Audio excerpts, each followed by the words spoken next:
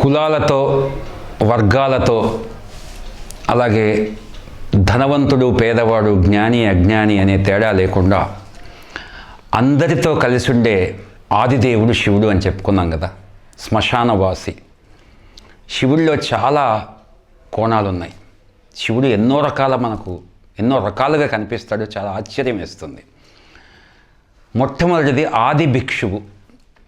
మనకి తెలుగులో చాలా పాపులర్ సాంగ్ ఉంది, ఆది భిక్షువు అని ఏమిటి అడిగేది, బూడిదిచ్చేవాడని ఏమిటి అడిగేది అని. ఇక్కడ భిక్షు సంప్రదాయం మనకు బాగా తెలిసింది బౌద్ధంలో కనిపిస్తుంది, బౌద్ధ భిక్షువులు. అలాగే జైనుల్లో కూడా గోచారి అనే భిక్షు సంప్రదాయం ఉంది. సూఫిజంలో కూడా ఫకీర్ భిక్షు సంప్రదాయం ఉంది. ఒక పర్ఫెక్ట్ నాలెడ్జ్ ఉన్న వ్యక్తి ఒక ఇంపర్ఫెక్ట్ ఇండివిజువల్గా ఒక మ్యాడ్ పర్సన్గా కనిపిస్తాడు ఈ ప్రపంచంలో. అందుకే వీడికి బాగా తెలివి ఎక్కువైందిరా అంటారు, కొంచెం బాగా చదువు ఎక్కువైపోయింది అంటారు, పరిహాసంగా అంటారు. జ్ఞానం బాగా ఎక్కువైపోతే మనిషి మెటీరియల్ వరల్డ్లో ఏమీ సాధించలేడు. ఆధ్యాత్మిక సాధకులకి భిక్షువృత్తి అనేది ఎందుకు నిర్దేశించబడింది అంటే అహంభావం పెరగకుండా. వాళ్ళు ఈ ఆధ్యాత్మిక భిక్షువులు ఒక స్థలం నుంచి ఇంకో స్థలంలోకి సంచార జీవం, నోమాడిక్ లైఫ్ స్టైల్ గడపాలి. ఒక చోట ఉండకూడదు, ఒక చోటితో ఒక ప్లేస్తో అటాచ్మెంట్ పొందకూడదు. వాళ్ళు ప్రతి ఇంట్లో కొంత ఆహారాన్ని తీసుకొని వెళ్ళిపోతూ ఉండాలి. ఒక ఫ్యామిలీని బర్డెన్ చేయకూడదు. ఒక ఫ్యామిలీలోంచి 10 మంది వచ్చి భోజనం చేస్తాం అనకూడదు. అక్కడి నుంచి మాధుకరం అంటారు దీన్ని, ఈ సంప్రదాయాన్ని. మధుకరము అంటే తుమ్మిద ఎలాగైతే పువ్వుల్లోంచి హనీని కలెక్ట్ చేస్తుందో అలాగ చేసేదే మాధుకర వృత్తి, భిక్ష. తుమ్మిద చూడండి, పువ్వు మీద కూర్చున్నప్పుడు పువ్వు ఏ రకంగానూ డిస్టర్బ్ అవ్వకుండా తన శరీరాన్ని పువ్వు మీద నిలబెట్టి పువ్వులోంచి నెక్టర్ని, హనీని కలెక్ట్ చేస్తుంది. పువ్వు యొక్క బ్యూటీ, పుష్పం యొక్క బ్యూటీ డిస్టర్బ్ అవ్వకుండా చేస్తుంది. అది నేచర్లో ఉన్నటువంటి అరేంజ్మెంట్. అలాగే పుష్పాల్లోంచి ఏ రకంగా హనీని, మధుకరం అంటే తొమ్మిద కలెక్ట్ చేస్తుందో అలాగే ఒక ఆధ్యాత్మిక భిక్షువు, అది బౌద్ధ భిక్షువు కావచ్చు, జైన భిక్షువు కావచ్చు, హిందూ భిక్షువు కావచ్చు, అతను ప్రతి ఇంటి నుంచి ఆహారాన్ని కొద్దిగా సేకరించి దానితోనే సంతృప్తి పడి చివరికి ఆహారాన్ని కేవలం తన బయలాజికల్ సర్వైవల్ కోసం మాత్రమే వాడుకొని, ఆహారానికి తిండికి అటాచ్ కాకుండా, అంటే మామూలు భాషలో చెప్పాలంటే బతకడానికి మాత్రమే తింటూ, అంతేగాని తినటానికి బతకకుండా తన సమయాన్నంతా ఆధ్యాత్మిక అన్వేషణ కోసం కేటాయించడం. ఈ సంప్రదాయాన్ని శివుడు ఫస్ట్ మనకు ప్రారంభించాడు. అందుకే శివుడు ఆది భిక్షువు. ఎన్నో రకాల ట్రెడిషన్స్ని శివుడు మొదలుపెట్టాడు. కాబట్టి శివుడు ఆది భిక్షువు. చివరికి అన్నపూర్ణాదేవి దగ్గర కూడా అతను భిక్షం అడుగుతాడు. సో ఈ స్పిరిచువల్ ఎలివేషన్ కోసం సీకింగ్ ఆర్మ్స్, బెగ్గింగ్ని స్టార్ట్ చేసినటువంటి శివుడు ఆది భిక్షువుగా మనకు కనిపిస్తాడు. అలాగే ఇంకొక డైమెన్షన్ శివుడిలో ఆది యోగి. ఈ ఆది యోగి ఏమిటి? విజ్ఞాన భైరవ తంత్ర అనేటువంటి పుస్తకంలో కాశ్మీర్ నుంచి వెలువడింది. అది చాలా ప్రాచీనమైనటువంటి పుస్తకము. కాశ్మీర్ శైవిజం చాలా ప్రాచుర్యం, దాని గురించి మళ్ళీ మాట్లాడదాం. ఈ విజ్ఞాన భైరవ తంత్రలో 112 రకాల మెడిటేషన్స్ని శివుడు బోధించాడు. చూడండి, ఆ 112 రకాల్లో విపాసన ఒకటి, బుద్ధిజం ప్రాక్టీస్ చేస్తున్నటువంటి మెడిటేషన్ టెక్నిక్. ఈ 112 రకాల్లో ఏంటి దీని కోరంటే, మనిషి తన చుట్టూ ఇంద్రియాలు ఏర్పాటు చేసినటువంటి, పంచేంద్రియాల ద్వారా ఏర్పాటు చేయబడ్డటువంటి లిమిటెడ్ వరల్డ్ని అధిగమించి ట్రాన్సెండ్ అయ్యి ఆల్ పెర్వేడింగ్ కాన్షియస్లో కలిసిపోవడం. దీంట్లో బ్రెత్ అవేర్నెస్ టెక్నిక్స్ ఉన్నాయి, జ్ఞానానికి సంబంధించిన టెక్నిక్స్ ఉన్నాయి.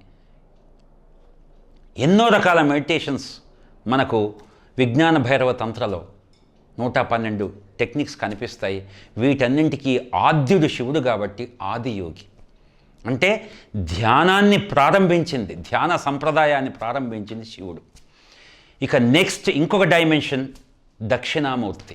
మనకి ఈ ప్రపంచంలో నాలెడ్జ్ ట్రాన్స్మిషన్, ఇప్పుడు నేను మాట్లాడుతున్నాను నాకేదో తెలిసిన కొద్ది విషయాలు, దాన్ని వాక్కు ద్వారా, వర్డ్స్ ద్వారా, సౌండ్స్ ద్వారా నేను ట్రాన్స్మిట్ చేస్తున్నాను. అంటే ఈ ప్రపంచంలో నాలెడ్జ్ ట్రాన్స్మిషన్ అనేది బుక్స్ ద్వారా, recorded in books, recorded in videos, అంటే టాక్ ద్వారా ట్రాన్స్మిట్ అవుతుంది. కొంతవరకు చూడడం ద్వారా ట్రాన్స్మిట్ అవుతుంది. అంటే మనం చూస్తాము, ఒక దాని గురించి డీప్గా ఆలోచిస్తాము, ఆలోచించి మనం గ్రహించిన విషయాల్ని రికార్డ్ చేసుకొని, మెమరీలో రికార్డ్ చేసుకొని వర్డ్స్ ద్వారా కానీ రిటర్న్ ఫామ్లో కానీ మనం ట్రాన్స్మిట్ చేస్తాం కదా. కానీ దక్షిణామూర్తి ట్రాన్స్మిట్ చేసే నాలెడ్జ్ ఫాము ఎనర్జీ ఫామ్. ఆయన మాట్లాడు, ఆయన బుక్స్ రాయడు, అలా కూర్చుని ఉంటాడు అంతే. అతను గ్రహించినటువంటి డివైన్ నాలెడ్జ్, మిస్టీరియస్ నాలెడ్జ్, ఒక రహస్యమైనటువంటి విజ్ఞానం అది. ఆ జ్ఞానాన్ని ఆయన కేవలం థాట్ ఎనర్జీ ద్వారా ట్రాన్స్మిట్ చేస్తాడు. చూడండి ఎంత ఆశ్చర్యం. కేవలం మౌనంగా ఉండి ట్రాన్స్మిట్ చేస్తాడు. ఇది knowledge transmission taking place through energy, thought energy. ఇది దక్షిణామూర్తి తత్వం. అంటే ఈ రకమైన నాలెడ్జ్ ట్రాన్స్మిషన్కి ఆది గురువు దక్షిణామూర్తి శివుడు. ఇది మరొక aspect, beautiful aspect of Shiva. ఇక నాలుగోది నటరాజు. మనందరికీ తెలిసింది. మీరు ఎక్కడ ఇండియాలో ఒక డ్యాన్స్ స్కూల్కి వెళ్తే అక్కడ మీకు కనిపించేది నటరాజ విగ్రహం. శివుడు డ్యాన్స్కి కూడా ఆద్యుడు. మీరు ఈ సృష్టిని చాలా సటిల్ లెవెల్లో గమనిస్తే, గాలి జెంటిల్గా వీస్తున్నప్పుడు చెట్ల కొమ్మలు, రెమ్మలు, ఆకులు, అలాగే తీగలపై పువ్వులు ఒక రకంగా మూమెంట్ ఉంటాయి, స్వేయింగ్ అంటాం, మూవ్ అవుతాయి. గాలి ఉధృతంగా వీస్తున్నప్పుడు ఇంకొక రకంగా మూవ్ అవుతాయి. దాంట్లో ఒక బ్యూటీ ఉంది. సముద్రం పైన అలలు, అలాగే దాంట్లో ఒక బ్యూటీ ఉంది. అలాగే నది పరవళ్ళు తొక్కుతూ ప్రవహిస్తున్నప్పుడు, కొండల్ని చీల్చుకొని ప్రవహిస్తున్నప్పుడు, కొండల మించి దూకుతూ జలపాతాలు అనేటువంటి అందాలని సృష్టిస్తున్నప్పుడు, మైదానాల్లో అలా మెల్లిగా ప్రవహిస్తున్నప్పుడు ఎన్నో రకాల వంపులు, సోయగాలు ఉంటాయి. దాంట్లో ఒక డ్యాన్స్ ఉంది. అలాగే ప్రతి జంతువు, ఒక జింక గ్యాలప్ పరిగెత్తే రీతిలో ఒక డ్యాన్స్ ఉంది.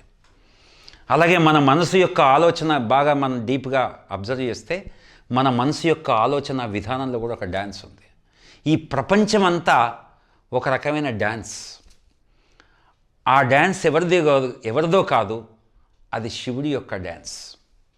ఎన్నో మార్పులు భౌతిక లెవెల్లో ఈ భౌగోళికంగా జరుగుతున్నాయి. వాతావరణంలో ఎన్నో మార్పులు జరుగుతూ ఉన్నాయి. ఒక్కసారిగా బే ఆఫ్ బెంగాల్లో సైక్లోన్ ఫామ్ అవుతుంది, ఉవ్వెత్తున ఎగిసిపడుతుంది, సుళ్ళు తిరుగుతోంది, డైరెక్షన్ మార్చుకుంటూ వస్తోంది. అదొక తాండవం అది. సో శివుడి డ్యాన్స్ని చూడాలి అంటే ప్రతి చోట, ప్రతి మూల, ప్రతి కోణంలోనూ, ప్రతి అణువులోనూ మనం చూడవచ్చు. సో అనుక్షణం ఈ విశ్వంలో జరుగుతున్నటువంటి చైతన్యంలో వచ్చేటువంటి ఎనర్జీస్లో వచ్చేటువంటి మార్పులు, ఈ డైనమిజం అంతా కూడా ఒక డ్యాన్స్ అనుకుంటే, శివుడి యొక్క లయం ఆ డ్యాన్స్. అలాగే లాస్యం, జెంటిల్ డ్యాన్స్ అంతా కూడా శివుడు పార్వతితో కలిసి చేస్తాడు. ముఖ్యంగా ప్రదోషకాలంలో పార్వతీ పరమేశ్వరులు కలిసి ఈ లాస్యం అనే నృత్యం చేస్తారని ప్రతీతి. సో ఈ రకంగా చూస్తే ప్రతి డ్యాన్స్ కూడా శివుడు, డ్యాన్స్ ఫామ్కి శివుడు ఆద్యుడు, ఆరాధ్యుడు. అలాగే ఇక ఇందాక మనం ఏం తీసుకున్నాం, దక్షిణామూర్తిని, నటరాజుని, ఆది భిక్షువుని, ఆది యోగిని తీసుకుందాం. ఇప్పుడు అర్ధనారీశ్వరుని తీసుకుందాం. ఇదొక ప్రత్యేకమైనటువంటి శివుడికి మాత్రమే యునీక్, ప్రత్యేకమైనటువంటి రూపం. స్త్రీకి తన అర్ధభాగాన్ని మొట్టమొదటిసారి ఇచ్చినటువంటి ఫస్ట్ ఫెమినిస్ట్ శివుడు. ఫస్ట్ టైం ఫెమినిస్ట్ అవుట్లుక్ని శివుడు తీసుకొచ్చాడు. తన ఆలోచనల్లోనూ, తన జీవితంలోనూ, తన నిర్ణయాల్లోనూ, తన అర్ధాంగి అన్నమాట అక్కడి నుంచి వచ్చింది. తన కంప్లీట్ జీవితంలో అర్ధభాగం ఇచ్చినటువంటి ఒక ఆదర్శ భర్త శివుడు. సతీదేవి మరణాన్ని జీర్ణించుకోలేక స్థానువుగా మారినటువంటి ఒక కంప్లీట్ ఐడియల్ హస్బెండ్ శివుడు. ఇక్కడ స్థానువు అనే మాటలో నేను ఇందాక మాట్లాడింది సామాజిక కోణం అయితే ఆధ్యాత్మిక కోణం ఉంది. నిజమైన మెడిటేటర్ బాహ్యంలో ఉన్నటువంటి చేతనని తొలగించుకొని అతను ఆధ్యాత్మిక మార్గంలో అధిగమిస్తూ ఉన్నప్పుడు, ప్రయాణం చేస్తూ ఉన్నప్పుడు, ఇంద్రియాలను అధిగమిస్తూ ఆయన ఆధ్యాత్మిక మార్గంలో పురోగమిస్తూ ఉన్నప్పుడు శరీరం అంతా ఒక రాయిలాగా మారిపోతుంది. సతీదేవి వియోగం వల్ల కలిగిన బాధని మైనస్ని ప్లస్గా మార్చుకున్నాడు శివుడు. అది స్పిరిచువల్ ఎలివేషన్ కోసం ఉపయోగించాడు. ప్రతి వ్యక్తి కూడా దాంట్లో వచ్చే సందేశం ఏంటంటే, మనకు జీవితంలో వచ్చేటువంటి ఇబ్బందుల్ని, బాధల్ని, ఆ మైనస్లను ప్లస్గా మార్చుకోవడానికి ఆధ్యాత్మిక మార్గం చాలా అనుకూలమైంది అనే సందేశం మనకు అక్కడ లభిస్తోంది. ఈ రకంగా ఆయన స్థాను అనే డైమెన్షన్ ఉంది. స్థాను అంటే రాయి అని. అలాగే ఇప్పుడు అర్ధనారీశ్వరుడు అయిపోయాడు. అర్ధనారీశ్వర తత్వం ఒక కుటుంబ వ్యవస్థకి పునాది. ఇవాళ కుటుంబ వ్యవస్థలో జరుగుతున్నటువంటి ఇబ్బందులు మనం చూస్తున్నాం. కుటుంబ వ్యవస్థ పునాదులు కదులుతున్నటువంటి ట్రెండ్స్ని మనం గమనిస్తూ ఉన్నాం. ఇక్కడ మనం అర్ధనారీశ్వరుని తీసుకున్నప్పుడు మన జీవితానికి ఒక పార్ట్నర్ అనేది అత్యవసరం. అది సృష్టి ధర్మం, సృష్టిలో ఇచ్చింది. ఆ పార్ట్నర్ అనేది కేవలం శారీరకమే కాదు, మానసికం కూడా. మన జీవిత కాల పర్యంతం మన మనసులో సగభాగంగా ఉండేటువంటి పార్ట్నర్తో మనం జీవితాన్ని పంచుకోవడం అనేటువంటి ఒక ఆదర్శ కుటుంబ వ్యవస్థకి ప్రతీకగా నిలుస్తున్నాడు అర్ధనారీశ్వరుడు. ఇక నెక్స్ట్ వీరభద్రుడు. శివుడిలో ఒక స్థానం ఉన్నాడు, ఒక ఆది యోగి ఉన్నాడు, ఒక ఆది భిక్షువు ఉన్నాడు, ఆనంద నృత్యం చేసేటువంటి ఒక నటరాజు ఉన్నాడు, అలాగే ఒక అర్ధనారీశ్వరుడు ఉన్నాడు. ఎట్ ద సేమ్ టైం ఆయనలో వీరభద్రుడు కూడా ఉన్నాడు. పరిస్థితులు ప్రతికూలిస్తే, మనిషిలో ఉండేటువంటి దౌష్ట్యము వెర్రితలలు వేస్తే దానికి సరైన సమాధానం ఇచ్చేటువంటి మహావీరుడు శివుడు. అది కాలభైరవుడి రూపంలో మనకు కనిపిస్తుంది, మనకి వీరభద్ర రూపంలో కనిపిస్తూ ఉంది. ఇక కాలభైరవ తత్వం తీసుకుంటే కాలభైరవుణ్ణి చీకటితో పోలుస్తారు. అంటే డార్క్నెస్.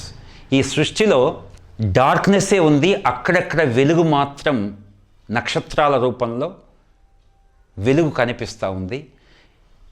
మహావిస్తృతంగా ఉన్నది కేవలం డార్క్నెస్ మాత్రమే అని చెప్తున్నారు వైజ్ఞానిక శాస్త్రవేత్తలు. ఈ డార్క్నెస్ని సింబలైజ్ చేసేవాడు కాలభైరవుడు. అతను జీవితానికి ఉండేటువంటి మరో పార్శ్వాన్ని మన కళ్ళ ముందు ఆవిష్కరిస్తాడు. మనం దేన్నైతే మృత్యు అంటామో, దేన్నైతే దుఃఖం అంటామో, దేన్నైతే కష్టాలు అంటామో, ఏవైతే మనకు వద్దనుకుంటామో, వేటి నుంచి అయితే మనం రనవే దూరంగా వస్తూ ఉంటామో, ఆ ఆస్పెక్ట్కి ప్రతీకగా అలా కాలభైరవుడు నిలుస్తూ ఉన్నాడు. ఎందుకంటే అది కూడా భగవంతుడిలో భాగమే.